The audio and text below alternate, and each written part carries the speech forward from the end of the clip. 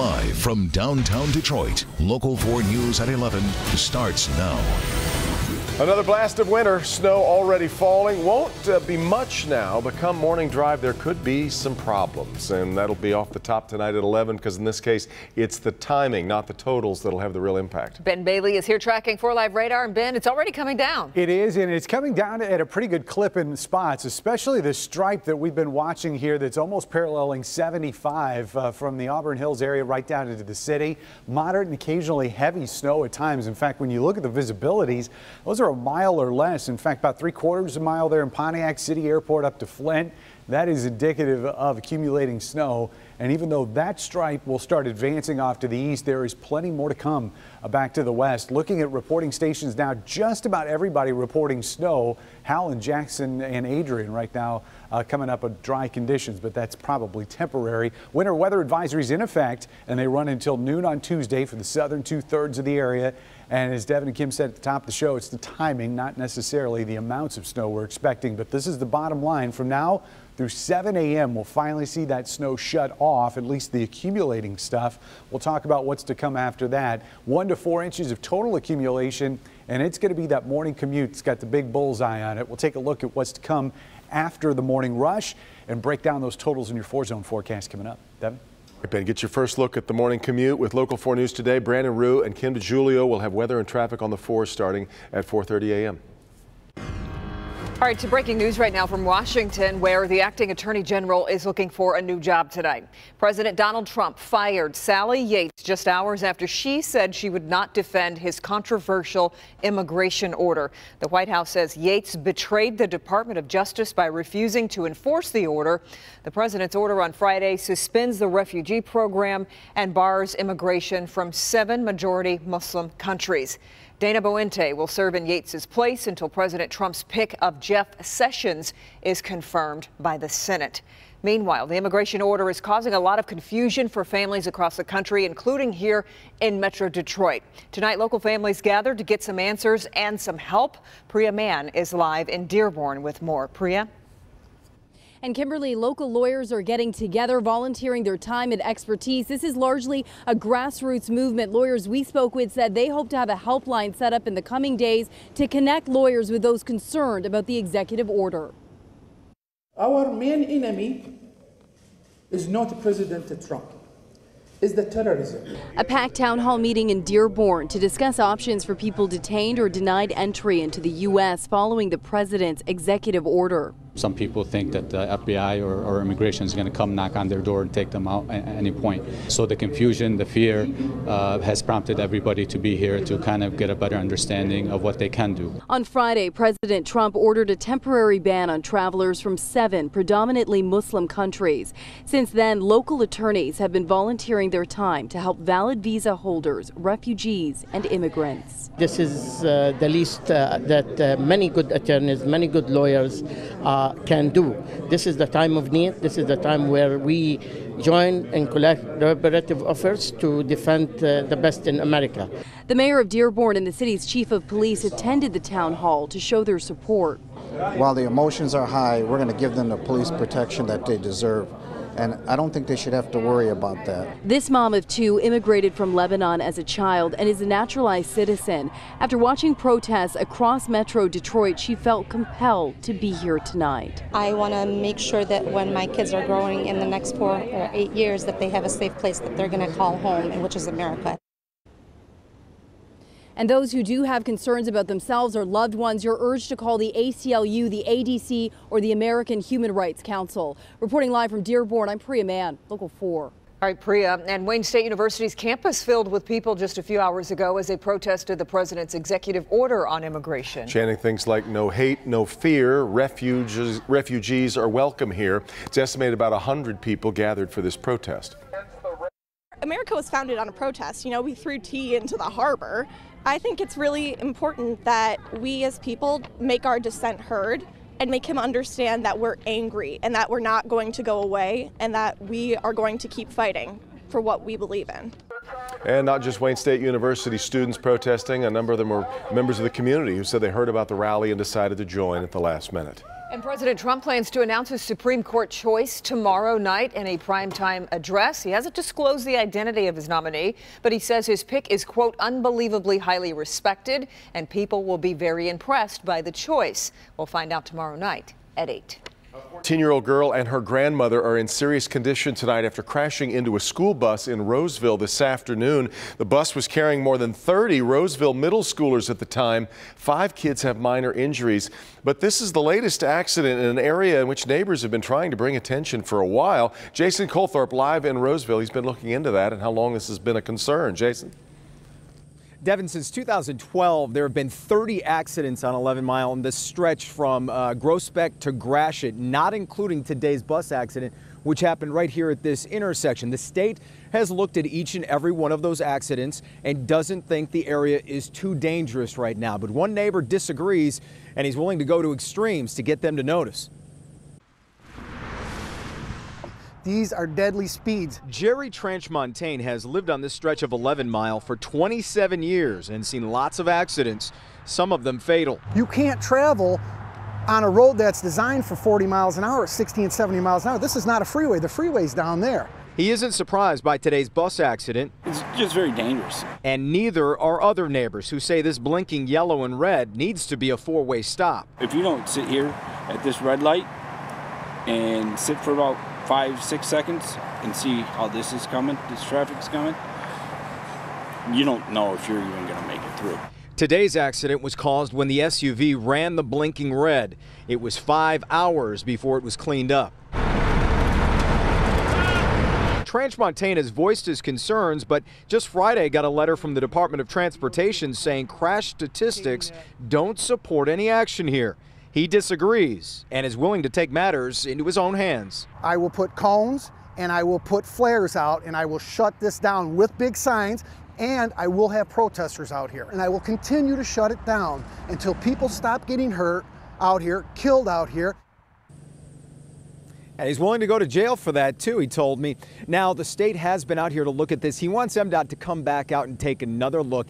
In the meantime, before that happens, he's also willing to simply have one of those radar signs that goes up with the 40-mile-an-hour limit sign more visible to drivers, just so they can know what the speed limit is and know how fast they really are going down this stretch. In Roseville tonight, Jason Colthorpe, Local 4. All right, Jason, thank you. A tense confrontation in a Macomb County courtroom moments before a woman is charged in the stabbing death of her boyfriend. The man standing is the father of Shane Bigger, the Roseville man stabbed to death over the weekend. He's confronting Stacy Glass's brother. Glass is accused of killing Bigger. The Bigger family says Glass was abusive, but Glass's family says the opposite and showed photos of injuries they claim was caused by Bigger. You know, beating her pretty bad, and he choked her, a few weeks before. Glass is charged with manslaughter and is due back in court next month. Tomorrow, Dan Gilbert and Tom Gores planning to submit a proposal to bring professional soccer, a professional soccer franchise to Detroit. The stadium would sit on the site of the stalled jail project. Wayne County's deadline to redevelop the half-built downtown jail site is next Friday, February 10th. County Executive Warren Evans says he wants to move forward after the deadline with restarting construction of the jail. So we'll find out if Gilbert and Gore's formal proposal will be chosen in these weeks to come. Well, he wasn't there for the mac and cheese or the collard greens. A thief breaks into Detroit Vegan Soul restaurant on the east side in search of cash. Surveillance shows him breaking through the front door there and heading straight to the counter. He looks around for a bit and then heads into an office. Moments later, he's back on camera there walking out with a safe. Anybody with information should contact police. A big change coming to the Boy Scouts, and it has to do with who can now join the program. We'll have that in a minute. And battle with a bishop. Why a man attacked him at the altar during a mass. Hank? It's a website that helps you unlock secrets about your family's past and history. But what you may not know is that you could be making yourself available to identity thieves. Important information to protect yourself and your family. Coming up in my Help Me Hank Consumer Alert right after the break. Winter weather advisories in effect now through noon on Tuesday. Snow coming down a little bit harder in some spots than others. We'll break down how much to expect in your 4-zone forecast next. A website that helps you learn more about your family tree could set you up as a target for identity thieves. I don't want this information out there in one place. I want people to scramble if they're really trying to find me. Your home address, date of birth, and relatives' personal information all revealed tonight. Help Me Hank shows you how to protect yourself. There are quite a few websites nowadays that help you learn more about your ancestors and your family tree. But one site is also putting your private information online for anyone to see, and it has some security experts really concerned. Consumer investigator Hank Winchester shows us the problem and how you can best hide that critical information. The website we're talking about is familytreenow.com. The idea here is that you can learn more about your ancestors, but you may also be helping identity thieves. Type your name into this website and what you see may surprise you. This is really scary. It weirds me out. We asked our employees to do a quick search on themselves. You can find me, yep. My stepdaughter's dad. Wonder how they make that link. It doesn't list my stepdaughter though, that's good. I'm surprised it has my nieces on here who live in Florida. The website we're talking about, familytreenow.com. It helps you learn more about your own family tree and your ancestors, but in the process also could expose you to anyone doing a quick search online, because this site publishes your date of birth, relatives' names, possible associates, and all addresses tied to your name.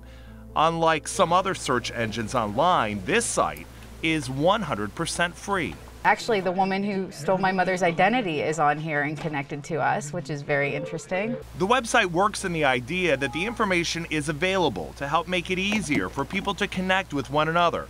But legal and security experts worry it's also making it easier for identity thieves to track you down. If someone happens to obtain your identification and you've done nothing to protect it, the cost to you is going to be severe. Local 4 legal expert Neil Rockheim. All my past addresses in the years I lived there? What the? There is one simple and free thing you can do right now to hide your information on this particular website. Simply opt out. Enter your legal name and your date of birth. Request your information be concealed. And within a matter of hours, you should receive a notification that your personal information has in fact been blocked. Identity theft continues to grow across the country, and thieves are always looking for the new way to rip you off. That's why it's more important now than ever that you take action to protect yourself. Never ever text message a credit card or your identification information. Never just send that by way of email with a picture of a credit card or your driver's license, because those emails are not encrypted and they're not secure. I don't want this information out there in one place. I want people to scramble if they're really trying to find me. We reached out to the site to find out why this personal information was being offered and offered up for free. No comment right now, but we can tell you the opt-out feature, extremely easy to use. In fact, my personal information was removed from the site within 24 hours. I'm Hank Winchester. Help me, Hank. How scary, though, to think about. I figure my real issue is most of my extended family doesn't want anyone to know they're related to me. So it's a disavow button that they probably want. Too much. Here's what I'm working on for tomorrow night. She survived an unimaginable attack. If we were going to survive, we had to hide and fast. A hero saving her 15 first-grade students from the Sandy Hook school shooter. No matter how hard to relive, this teacher travels the country sharing her pain and her hope. For me, getting up and sharing my story is what I need to do. Hear her powerful message, how she's helping others overcome hardship, tragedy, and crisis. Tomorrow at 11. Jerry Jeff Walker saying that life is mostly attitude and timing, and the timing is not going to be great tomorrow. That's going to be the key, right, Ben? And the attitude probably not so good tomorrow morning either. A lot of white knuckle driving tomorrow morning, and you're looking at 3 live pictures from across southeast Michigan right now: Dearborn, Roseville, and Livonia. And intermittently, we've been seeing these moderate and occasionally heavy snow showers at times, and you can see there are tracks in the streets pretty much everywhere as that snow is just getting started with us as we head towards tomorrow morning's commute. So here's how it's going to look when we start out tomorrow. Snow showers still going at 6 a.m. That's going to be wrapping up pretty quickly after that as we get to 8 o'clock. Numbers up to 30 degrees. By the way, we've probably seen our overnight low, and these temperatures will be rising overnight. By 10 a.m., this is mainly going to be clouds. If we see anything beyond that, it's probably going to be the non-accumulating snow variety. Most of what we're expecting to see as far as shovelable snow is going to be falling overnight and should be pretty much done with us by the end of the morning commute. This is Mount Clemens live shot right now, and you can just see these waves of snow kind of going by. Current temperature out there, 24 degrees. We've got a pressure of 29.77 on the low side with that south-southeast wind at 9. So right now, wind chills are in the teens, just to add a little bite to that snow that's out there. So we've seen everything sort of spread across the state, and just as this little wave exits, we may be getting just a little dry notch there, but there's more coming across the southern end of the state. And as we go through the forecast, you can see that's going to last pretty much to the overnight hours. And then here comes 7 a.m., generally seeing everything start to dry out. One place that we may see a persistent band set up, at least the model's sort of hinting it could be right here across parts of Lenawee and Monroe County. So we'll watch that carefully. Otherwise, some scattered snow showers show up in the afternoon. But again, not going to be a whole lot as far as accumulation goes compared to what we had in the morning. Still looking for 1 to 4 inches total. And it looks like those highest totals are going to be right around I-94 in the heart of southeast Michigan. So let's break down those numbers in your 4-zone forecast. Metro zone, city of Detroit, close to 3 inches, slightly higher totals as you get down here towards the airport, 3 inches, 3.2 downriver. And in our south zone, highest totals will be here in the southern end of Washington and Wayne counties. Belleville, you'll be just above 3 inches. Carlton at 3.4. And notice how those totals get a little bit lighter down here towards the state line. Just under 3 inches of snow expected. There's not going to be a whole lot of variation across the area until you start getting up a little bit further north. Just about an inch in Genesee County, ranging to 3, close to 4 inches down here around Michigan Avenue. This may be one of those spots where we see our highest totals. And on our north zone, some of our lowest numbers, 1 to 2 inches across the area by tomorrow morning. So overnight lows, as we said, pretty much have been set in the mid-20s, and then we'll start rising as we head towards daybreak, right around 30 degrees. Even with temperatures above freezing at 35, this is still going to be all snow. But if you like colder, drier air, we've got you covered by the end of the week. We'll mix some sunshine in there too, but man, those morning lows down into the teens. That Friday morning, 10 in the city, single digits outside of Detroit. So we got a little bit of everything. Yeah, sure is. All right. Thanks, Ben. It's anything but comfortable. The chair that's costing some people to lose their fingers. Also attacked at the altar. Who punched a bishop right in the middle of Mass? Next.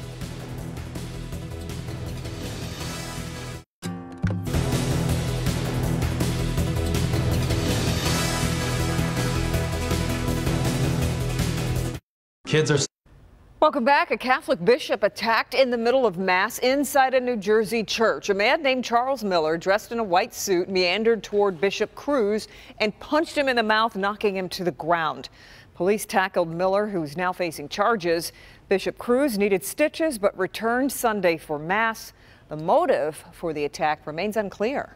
Boy Scouts of America will now allow transgender children in its programs. The organization previously held to the policy the gender listed on a child's birth certificate had to be male. Today it announced those who identify as boys can join. The organization says the decision was based on states and communities changing the way that gender is defined. We have a Help Me Hank recall alert to tell you about. IKEA is recalling more than 30,000 beach chairs after 6 people lost part of their fingers. They're foldable chairs with a wood base and fabric seat. There's a picture of them there. The chairs can collapse, posing a fall hazard or catching your fingers. They were sold from February of 2013 to this past December. You can return them for a full refund or replacement. We posted more information on the Help Me Hank page at clickondetroit.com. We may all think that kids like to do is play on their phones and watch TV, but it turns out a majority of them are still enjoying reading. I know that makes you happy. I love hearing this, absolutely. In a new study, 6 out of 10, 60% from the ages of 6 to 17 said they read for fun. That number is down 2% from a survey back in 2010, but the survey showed kids, this is interesting too, prefer to read their books the old-fashioned way. 2/3 said they like to read on paper rather than on e-books or electronic devices. Yeah, I still do like to feel the I do pages too. and everything. Yeah, absolutely right.